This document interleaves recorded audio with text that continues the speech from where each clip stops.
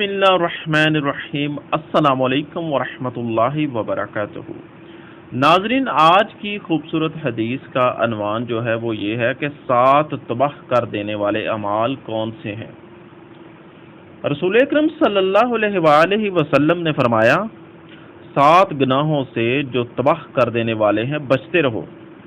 صحابہ رضوان اللہ اجمعین نے پوچھا، یا رسول اللہ وہ کون سے گناہ ہیں؟ رسول اللہ صلی اللہ علیہ وآلہ وسلم نے فرمایا کہ اللہ کے ساتھ کسی کو شریک نہ ٹھہرانا، جادو نہ کرنا، اور کسی کی ناحق جان نہ لینا جسے اللہ تعالیٰ نے حرام قرار دیا ہو، سود نہ کھانا، یتیم کا مال نہ کھانا، لڑائی میں نہ بھاگ جانا، اور پاک دامن بھولی بھالی ایمان والی عورتوں پر تہمت لگانا۔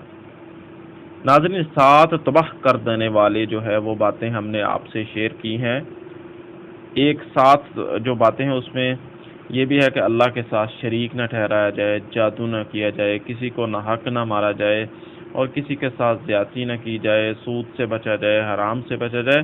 تو اللہ تعالی ہم سب کو ان باتوں پر عمل کرنے کی توفیق عطا فرمائے۔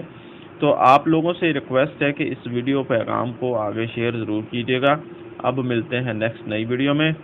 السلام علیکم ورحمۃ اللہ وبرکاتہ۔